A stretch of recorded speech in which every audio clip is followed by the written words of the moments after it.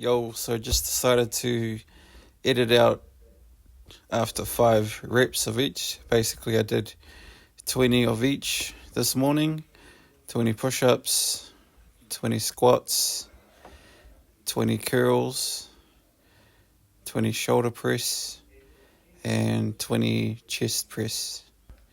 For the chest press, I didn't show it, but I did them. So yeah, it felt pretty good. I should probably start incorporating some of the other exercises. Check. Morena. It's a little after 7:30 in the morning. Just check the weather. It's interesting. It's like an orangey, whatever color that is, in the weather app. Slept in. I went to sleep pretty late. Went to sleep like after midnight. Took me ages to publish yesterday's video because it was so long, and I had to delete a bunch of videos. It's kind of one of the struggles with recording on my phone. I've got so many different recordings from 5, 6, 7 years ago that I haven't uploaded anyway, which I probably should do. But yeah, anyway, that's neither here nor there at the moment. As you can see, it's a pretty nice, well, compared to the last couple of days. It's not raining. Doesn't look like there's any rain as far as the weather forecast is concerned. Sleep was alright. I think I work at 5. Went back to sleep and woke up at 6:30ish and snoozed. Actually got up at 6:45 and did my, as you will have seen probably, did my morning exercises. I'm actually thinking of something. I might try like an overlay, because I think you can overlay a video on top of another video. So I might try that. I don't know. We'll see how it looks. Because, yeah, I usually do my commentary now after I've done that stuff. So, I don't know. We'll see. Anyway. See the gas prices. $2.46, which is expensive compared to cheaper prices. It's a Sunday, so it's a bit different today in terms of my normal routine. So there's no Darren Daly. Yesterday was he does like a newsletter on Saturday, and then Sunday,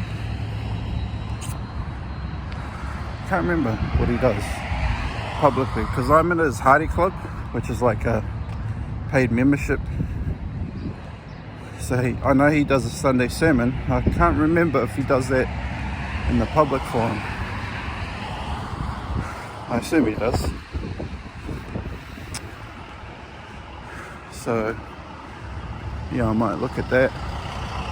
And I'm also aware that there's a couple of topics that I've wanted to talk about, or write about I should say, but I haven't had time to, or just forgot about completely. Like one of them was basically about the whole workflow thing and how long it's taking to do different things, you know, from editing to publishing to writing, rewriting.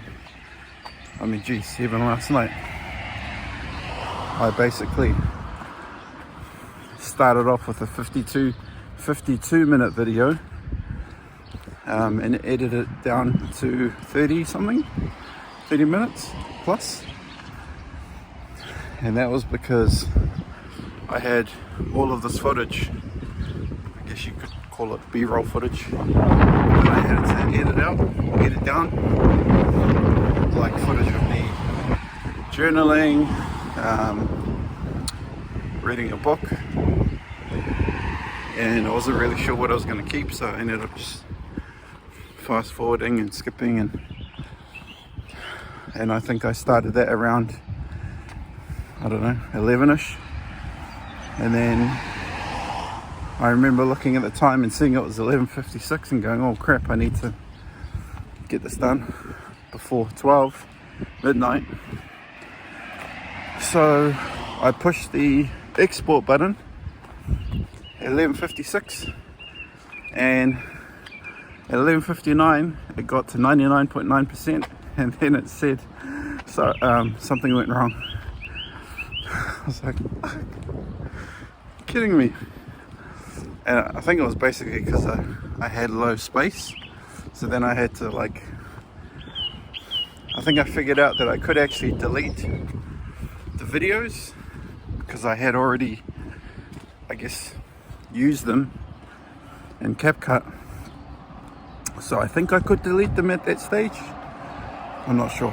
I was worried that if I deleted it and it didn't work, then I would have nothing to edit, if that makes sense. So yeah, basically I didn't get to publish it until a little after 12. I think I put that in the video description. Can't remember. But yeah, first world problems, man. Straight up, first world problems. So yeah, I mean, this is a number of things, right? I mean, right now, like, we're at 6 minutes. I've done probably a minute's worth of footage once I edit it all down, doing my workout, why not. I also did my weigh-in this morning. It was 143, 143. I'll put the picture up. I guess the biggest problem that I have, fundamentally, well, one of many, is I always have a lot to say, or write, or express, and I struggle. Saying get to the point seems a little bit oversimplified.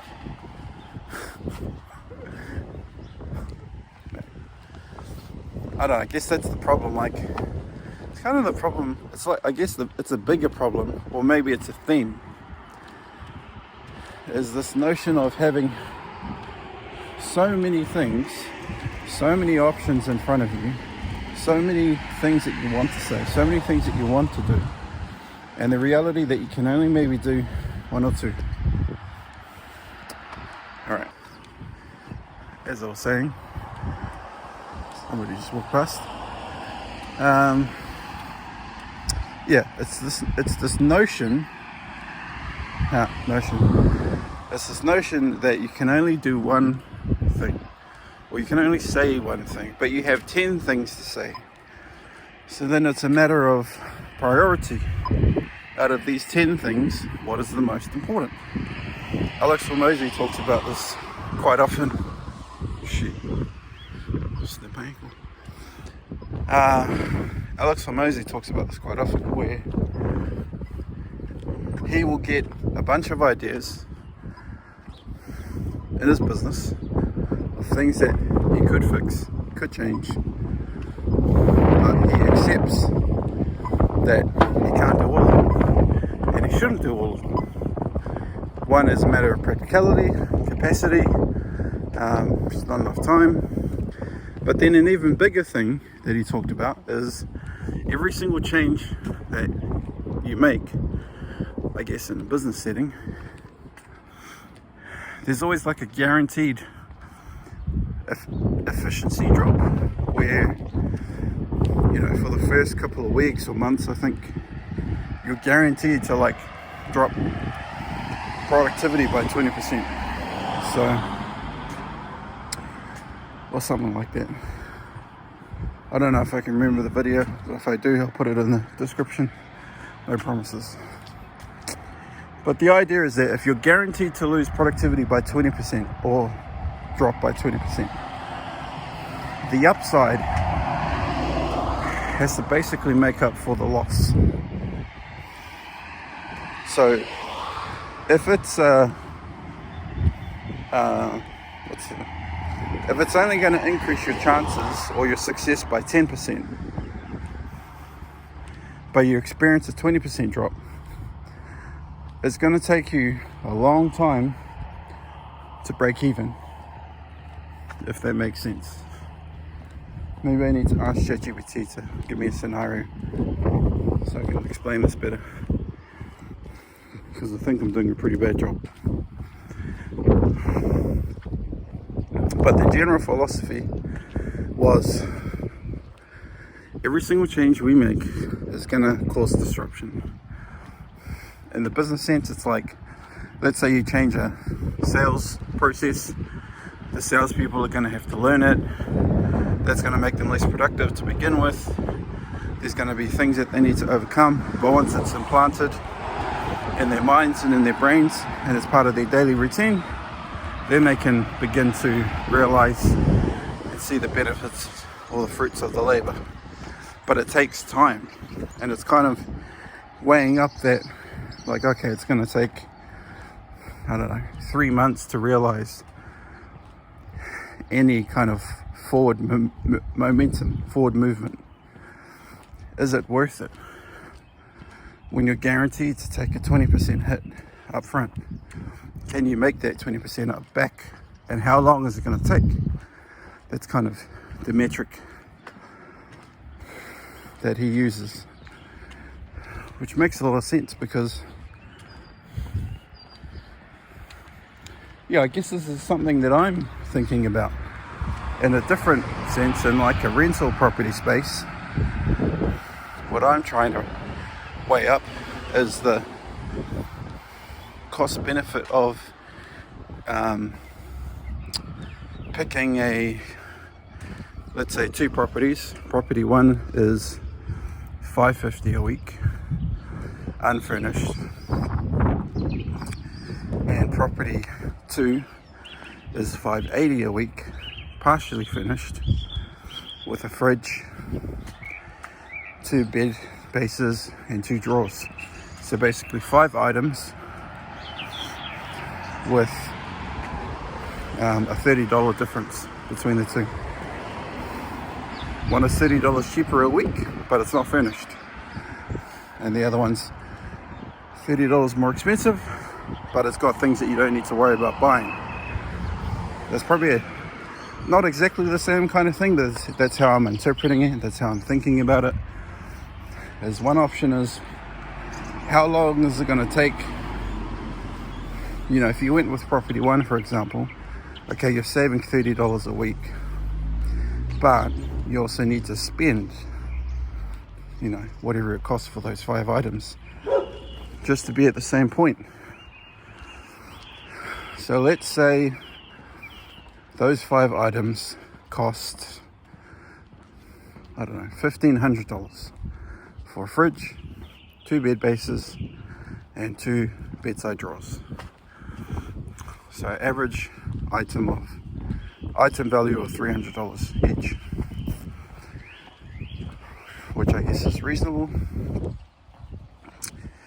It would take, at a $30 difference per week, to make up $1,500. Basically take 50 weeks, which is a year. So you have to do the math and figure out, well, is it worth it? And maybe you can stagger it, like you don't necessarily have to buy all items at the same time. You could buy the fridge first and a bed, 1 bed, and then kind of outlay the costs over time. And the other option, kind of the intangible thing that you need to consider, it's just like the peace of mind. Is it worth $30 more on the front side, on the front end of taking that hit, but you don't need to worry about buying 5 things? That's pretty much where I'm at the moment. And then even a little bit further is like, well, 2 bedroom or 3 bedroom. 2 bedroom is a need 3-bedroom is a luxury, future-proofing. If we decide to have kids, we don't need to move out. We have a 3rd bedroom. The 2nd bedroom is for me to work from home. That's a necessity. Could we live in a 1-bedroom studio? We could. Would I be happy? Absolutely not. So that's another thing. It's like peace of mind is really big.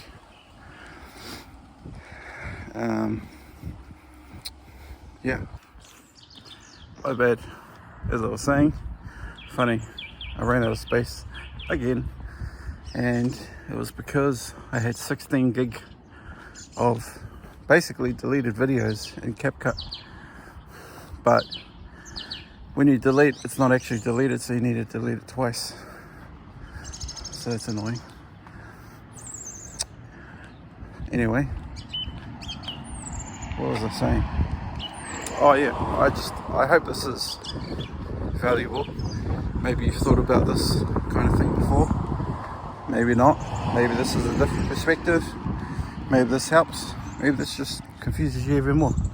Hopefully not. Seriously. Anyway, I kind of just wanted to talk more, so I ended up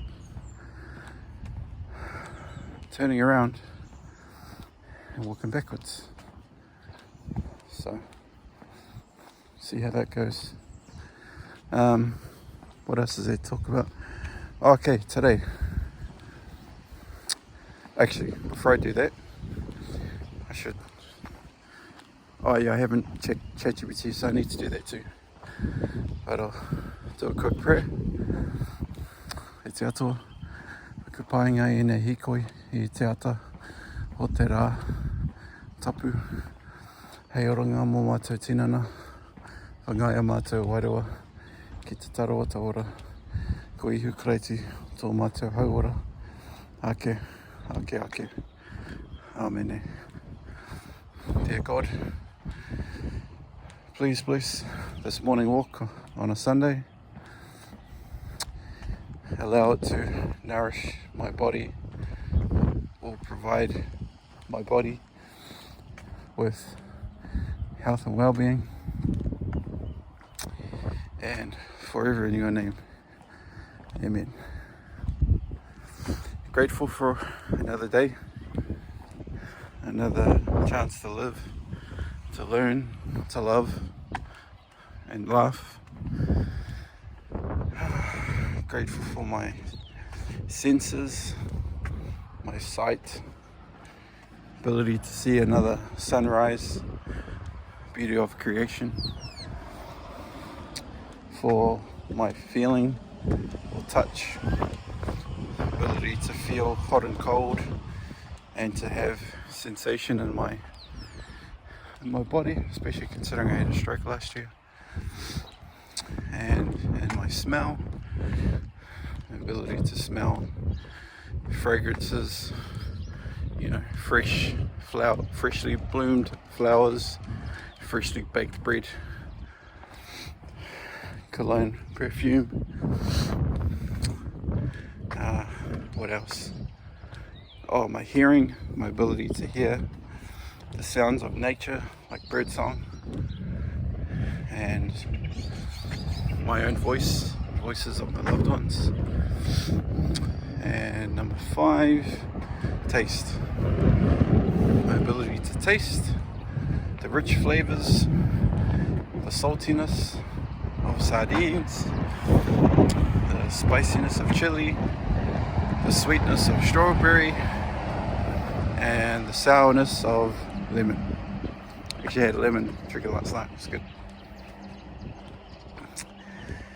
And lastly, the sometimes untalked about 6th sense, gut feeling, intuition, instinct, ability to detect and discern right and wrong, good from bad.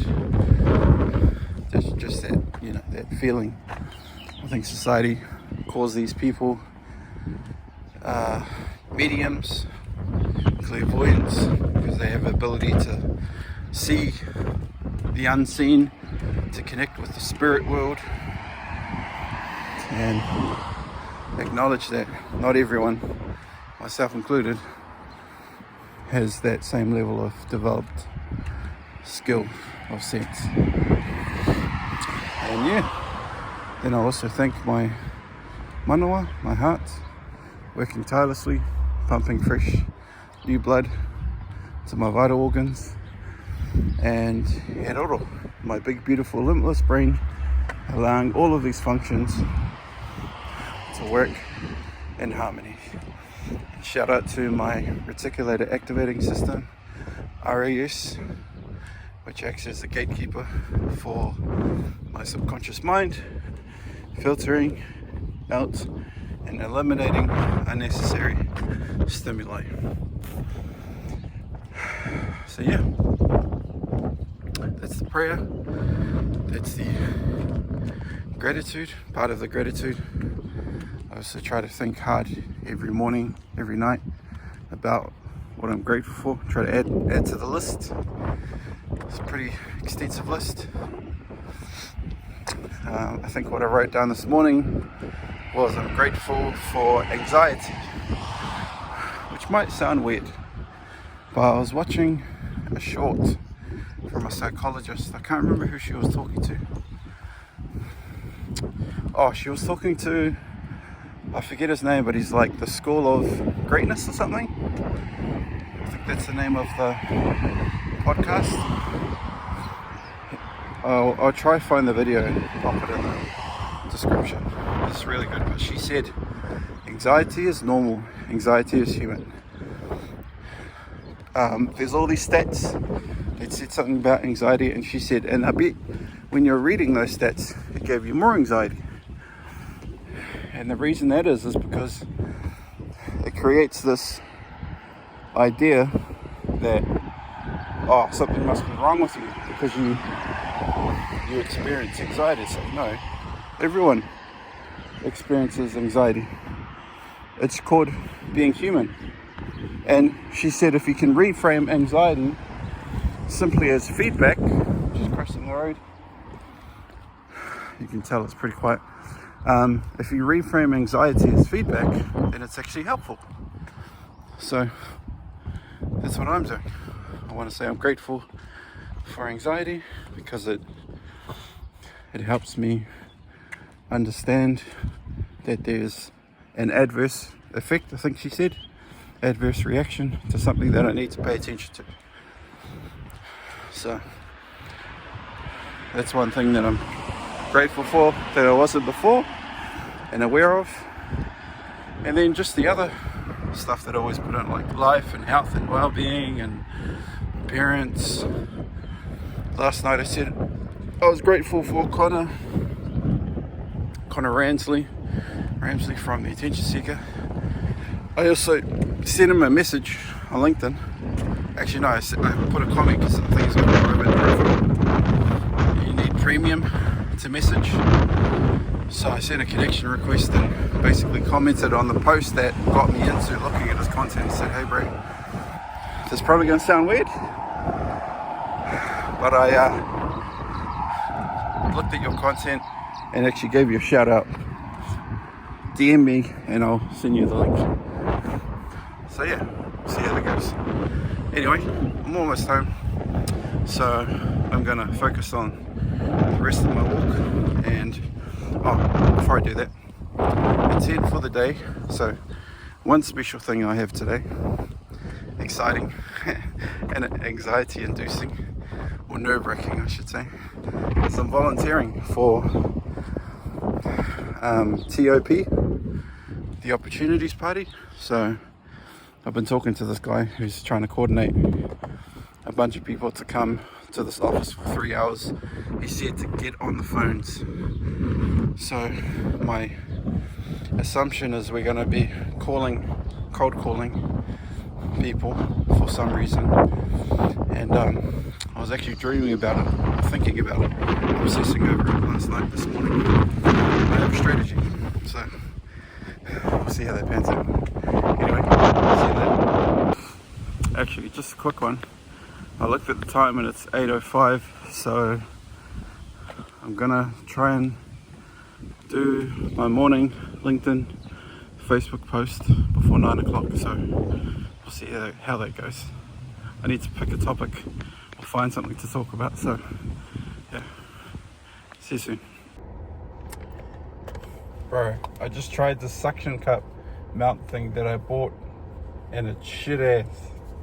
It's got this magnet and it does stick to the window, but it doesn't hold. So when I was putting the phone on, it kept sliding off because the magnet's, I don't know, magnet's not strong enough. So yeah, pretty disappointing. Maybe I'll give it another try a bit later. Anyway, I'm driving home. Decided I don't want to be here.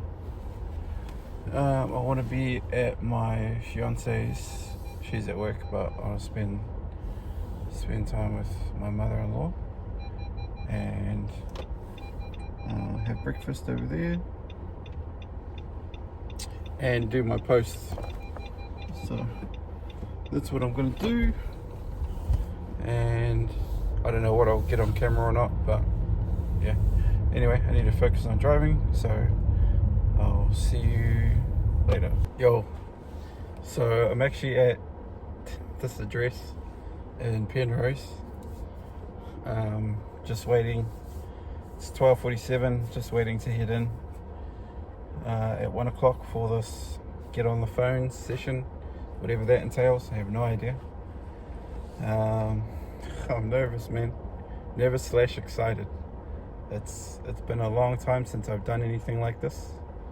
You know, if you've done Toastmasters before, you might understand what it feels like to kind of put yourself out there, and that first experience of going to like a new club, basically just doing anything where you're going to a group of strangers and you've never met anyone before and you don't know anybody. It's just, for me, it's always been like it's like a heavy feeling of anxiety and nerves and stress and all this stuff, and I'm just like trying to think it's okay, it's normal, accept it, embrace it even. So yeah, I just texted the organizer and he said he'll be here in 20 minutes. So I bought something from Subway, pork riblet. So I don't know, I'm actually not really hungry.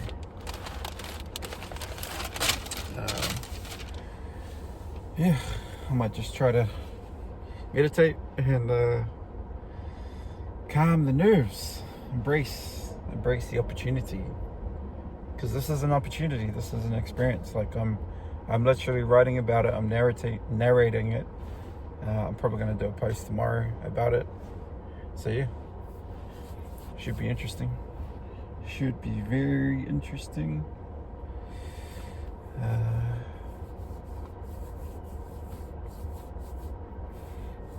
Yeah, this is like a business area, it's like a business district area. There was a guy who just pulled out on the ute, giving me a bit of a stern look, probably like, what are you doing here? Why are you parking in this area? Somebody just pulled up. Don't know who that is. Oh, there's somebody with a top shirt. I better go in. Alrighty. Look, it's starting. Alright, I'll see you in a bit. Yo, it's 4:50 p.m. This was meant to finish at 4 o'clock, and I've been staying to talk. Man, I've got a lot to say about this experience. It's been pretty amazing, eh? And overwhelming. Some really good people, genuinely really good people, a really good cause. I was kind of out of my depth for a lot of it. Like I didn't really understand what they were talking about half the time, to be honest. I'm not very politically inclined, but it was a really cool session. We basically got on the phones and I was calling a whole bunch of people, and it was so crack up because the people I called apparently were like really important people, or like senior members or board members, and I managed to get them to like say yes to helping with volunteering, and people were like, how did you do that? How did you get this person to sign up to do door knocking or whatever? Or how did you, there was like this guy that everybody thought was really polarizing and difficult, and I had a really good chat with him. So I don't know. Sorry, man, I'm just a nice guy. I'm a good guy, and I guess that came through. Plus I'm also like really green, so I don't know half the issues that people are having. I'm not having, I don't have any of the baggage. So I'm just like, I hear people's concerns and I'm like, cool, bro. It sounds like, you deserve to feel that way. And they were like, huh, thanks. Because I listened to them. I genuinely, I didn't have any preconceived notions of who this person was or whatever. So anyway, I need to drive and focus on driving. I'll talk to you soon. Yo, I'm almost home, and I've just been having like the buzziest talk to myself, with myself. And shit, what was I talking about? Oh gosh. Oh, what I was talking about was basically like politics, and I guess how skewed politics is, and that me, I haven't really cared for politics for a long time, and I think the reason why is because it's been so divisive, and I don't connect with it. I don't even understand it half the time. I mean, when I was doing my master's in information governance, and we had a big portion of the learning in the curriculum was learning about legislation, learning about the Privacy Act, learning about all of this like lawyer type stuff, and I'm like, man, I don't understand half of this stuff. I don't like recognize the language. I don't understand the words. Like, most of it's just completely foreign to me. Absolutely foreign. So how am I supposed to connect with it? So, even today at the meeting, they were talking, they were mentioning these words, and I'm like, bro, if I don't know, I can almost guarantee you that most people that look like me won't know, because I'm pretty smart, and I don't know half of what they were talking about. So, just saying, politics and like language has just been complicated way too much. Everything needs to be dumbed down. Everything needs to be simple. They were mentioning words. I'm like, bro, people want more food, people want more money, and you'll get our vote. People want to feel like they can make a difference. Anyway, I need to go. See you later. Yo, so I'm just driving to my parents' place. Figured I'd do a quick chat on the way there. So yeah, I just went home after that volunteering. Got home, I think I got home around 5 something. It's now, what's the time? 6:58. So I've been home for a couple of hours. Just had some dinner. And I was basically just resting, watching some YouTube. Watching some Mark Manson video, actually, about like the 14 best quotes that you've never heard of. Some real bangers in there too, eh? Real bangers. What was I going to talk about? I wanted to talk about the volunteering thing. So, yeah, basically, the task, there was about, how many was there? There was a guy that I actually knew from Toastmasters, so that was kind of nice. His name's Jacob. And then there was another guy, Craig, and there were 3 ladies, and Tim, and another guy, but I don't remember his name. So there's about 8 of us, 8 of us total, and our job was basically to call up a list of names. My understanding was that this was a group of people who had expressed interest in either being a volunteer or they were a current member. So they were a member of the Opportunities Party, or TOP, which is kind of like a very tiny political party, I guess you would call it. An alternative viewpoint compared to kind of, what we're used to in New Zealand. Labour, National, and then the minor parties. TOP, top, is very small from my understanding. And what actually attracted to me, I actually saw the ad on LinkedIn, and it was a promo of this campaign that they're running called Citizens Voice. Basically, the idea is that the people, citizens of New Zealand, kind of like how you get randomly selected for jury duty, you would get randomly selected to participate in a policy meeting or discussing particular policies. So, basically just average New Zealanders get to weigh in on the conversation, which I thought was like a really brilliant idea. It was a fresh, new thing that I'd never heard of that before. And apparently this is, citizens' assemblies is kind of, it works well in different parts of the world. I don't know much about it, if at all.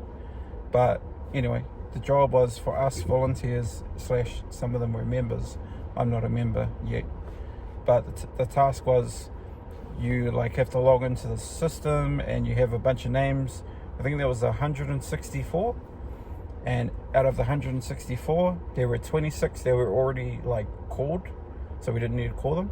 So then we just had to call the remaining, whatever that number is. And by the end of the day, I think we got up to 116 out of 164. So we did 90, 80, 89, 88 calls or something. We did a lot of calls between all of us. And I actually did pretty well, apparently, because they looked at my list. And to be fair, I was sharing the list with another guy, Tim, But I did quite a bit. And I got a few yeses, people that were saying yes that they would volunteer and help out and whatnot. And the funny thing is, the people that I was calling first were board members, senior members who had, done all this stuff before. And there was this one guy that Tim didn't want to talk to. He's like, I don't want to talk to this guy. I was like, give it to me. So I called the guy. And he kind of preempted it, he's a bit, he's a bit polarizing, or he's got some he said, this should be an interesting conversation for you. I was like, oh yeah, I'm up for the challenge. So I called the guy, and he's got this really exotic name, and I'm like, oh, hey bro, I noticed you got a weird name, where's it from? And he's like, oh, it's actually from Ireland. Where's your name from? And I'm like, oh bro, I don't actually know. I just know that my parents told me that my Nathan, I was named after Waka Nathan, a rugby player in New Zealand. And he goes, oh yeah, cool. What the? Basically, it was asking me how can I help you? And I was just saying, well, we're calling to, what was the script? We're calling prospective members and volunteers, or interested members and volunteers, to see what their perspective or view is on the new policy. Have they read about the Citizens Voice campaign that we're running, that's been circulated? And they either say yes or no. And if they say yes, you say cool. And if they say no, you go, that's fine, we can send you information. And then you start kind of talking them through, what it is. And then basically the next question, the main topic is can you help? And if you can help as a volunteer, how would you like to help? Would you like to do leaflet drops? Would you like to do door knocks? Would you like to make phone calls? Or would you like to do market stalls? So, yeah, I called, I don't know, at least a dozen people. Many of them didn't pick up. Some did pick up, but were, frankly, just a couple of dickheads. They were kind of like, oh, I don't have time for this. And, they just sounded, some of them sounded rude. So I was like, yep, cool, no worries, hang up, call the next one. And it was actually quite a long process, because you had to find the name, mark them as completed, call them, read the script, fill out the sheet, go back into the app, mark them as, answered or left a message or engaging thing, and give them a score, like if they're a strong supporter or a weak supporter, and then you had to like write a little note. So each kind of call was like 5 minutes, give or take. Unless it was a really long call, then maybe it was a little bit longer.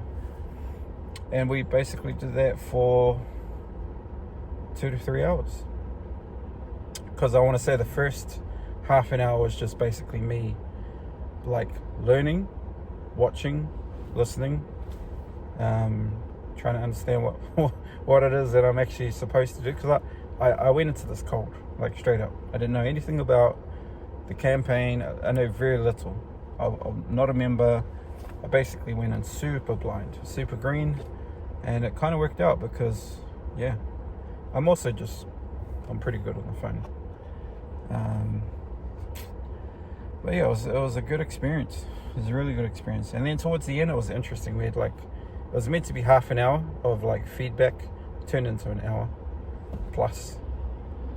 We're just chatting. Some good people, but it was a little bit unsettling for me because when you're the only brown person in the room, you kind of stick out. And they were like, they were talking about South Auckland. I'm from South Auckland. And they're like, oh, what do we need to do to get more South Auckland voters? And they kind of all looked at me and I'm like, maybe you need to appeal to our needs. Maybe you need to have more representatives that look like us. It's kind of a silly question. And when I shared some of my views, they were like, oh, can you elaborate on that? It's almost like I'm speaking a different language, which is kind of funny because it's like you guys live, semi-privileged. You have no idea of what it's like to be, person of color, and the sort of adversities that we struggle with. And like I said, one of the policies that we would want is that we basically want more money. So tax is like a winner for me. And they were like, what do you mean you want more money? And I'm like, because we can't afford shit. It's kind of a dumb question. It's like, oh yeah, of course you wouldn't know. So there is that. But they were genuinely good people. I think they didn't come across as racist or superior. They were quite considerate, and some of them knew a bit about Māoridom and that sort of stuff. So yeah, it was good. Anyway, this is almost 10 minutes. I better stop and focus on driving.